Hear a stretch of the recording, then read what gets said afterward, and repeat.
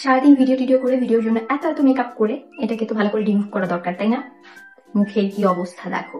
এটা যদি খুব ভালো করে আমি রিমুভ না করি তাহলে আমার মুখে আবার ব্রণের প্রবলেম শুরু হবে, যেটা অনেক কষ্টে গিয়েছে। আর এগুলো তো খুব সুন্দর এখন দেখতে পাচ্ছ, যেটা কিছুদিন আগেও খুবই ভয়াবহ হয়ে গিয়েছিল।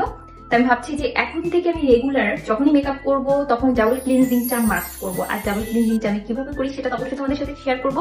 দেখো আমি আজকে এই ভিডিওটা করছি।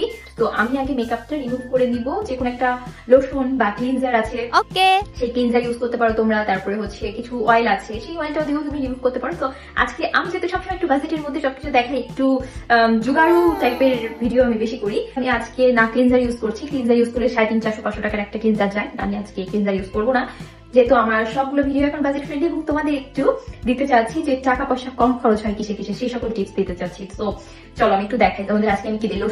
লোশন এই শীতকালে পাওয়া যায়, এখন এই মুহূর্তে আমার বাসায় লোশন ওরাই শেষ হয়ে গেছে। তো আজকে আমি যেটা পেয়েছি আমার বাসায় সেটা হচ্ছে, আমি কয়েকদিন ধরে যেটা করছি সেটা হচ্ছে একটা অয়েল। এটা আমি গিফট পেয়েছিলাম, একটা গেট টুগেদারে গিফট পেয়েছিলাম। সো ফ্রি জিনিস, এই ফ্রি জিনিসটা দিয়ে আমি অ্যাকচুয়ালি মুখে অয়েলটা দিব। আমি মানে মেকআপটা অ্যাকচুয়ালি ক্লিন করবো ফার্স্টে, দেন আদার্স ফেস ওয়াশ বা আদার্স যা যা ক্লিনজিং করার দরকার সেটা করবো। ধাপে ধাপে আমি সবই দেখাবো।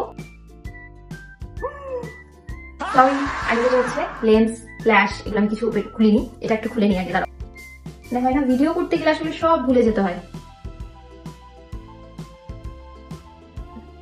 তেল দিয়ে খুব ভালো করে মুখটাকে আমি একটু রাব করে নিয়েছি, দেন টিস্যু দিয়ে লেন্সগুলো মুছে ফেলছি। আমার কিন্তু মেকআপটা অনেকটাই উঠে গেছে। আমি আবারও বলছি, এটা কিন্তু জোগাড়ু টিপস, যাতে তোমাদের কোনো ধরনের টাকা পয়সা ততটা খরচ না হয় ডাবল ক্লিনজিং এর নামে। এখন যেটা করবো, একটা স্ক্রাব ব্যবহার করবো। স্ক্রাবের জন্য কি স্ক্রাব কিনবো আমি কিনবো না। আমি মুখে স্ক্রাবের জন্য ইউজ করছি হচ্ছে খুব সুন্দর করে এই যে এটা হচ্ছে বেসন, বাসায় ছিল, আর সাথে একটু কফি পাউডার, যেটা আমার খুব মনে হয় যে ন্যাচারাল ভাবে একটু পানি দেওয়া আছে, একটু গোলাপ জল দেওয়া আছে। আমার কাছে মনে হয় যে এটা বেস্ট একটা ক্লিনজারের জন্য অপশন, যেটা বেসন দিয়ে স্ক্রাবার হিসেবে খুব ভালো ফেস ওয়াশ হয়ে যায়।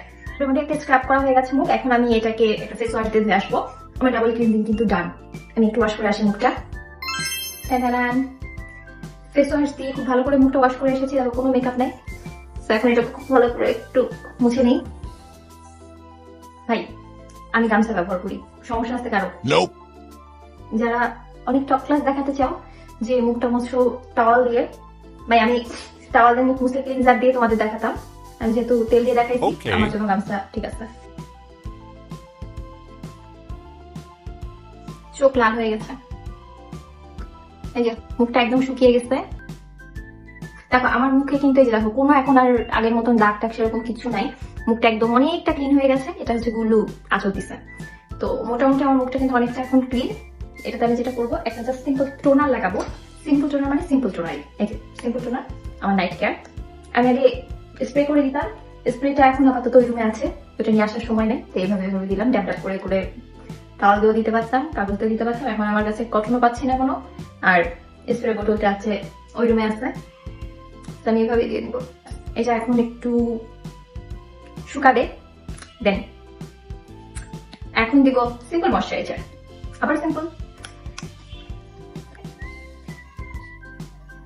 যেহেতু সারাটা দিন আমি হেভি মেকআপের উপর ছিলাম, আর মোটামুটি মেকআপ দিয়ে মুখটাকে ভালো করে ডাবল ক্লিনজিং করলে এগুলো তো দেওয়া মাস্ট, আমি চলে দিই। আর মোটামুটি আমি 2-3 দিন পর একটু নাইট রুটিন এটা একটু ফলো করি বর্তমানে। এটা শুকিয়ে গেছে। এখন যেটা ব্যবহার করবো সেটা হচ্ছে একটা সিরাম। এটা আমার নাইট রুটিন। এই ব্যাপারে আমি একটু জোগাড় হতে পারতেছি না, কারণ আমার মুখের অবস্থা খুবই 12টা বেজে গেছে।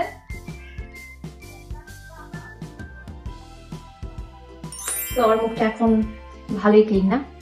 এটা আমার নাইট কেয়ার রুটিন এবং আমার জোগাড়ু একটা ডাবল ক্লিনজিং টিপস তোমাদের সাথে দেওয়ার হয়ে গেল। তো ভালো থাকো, দেখা হবে নেক্সট ভিডিওতে। Bye bye.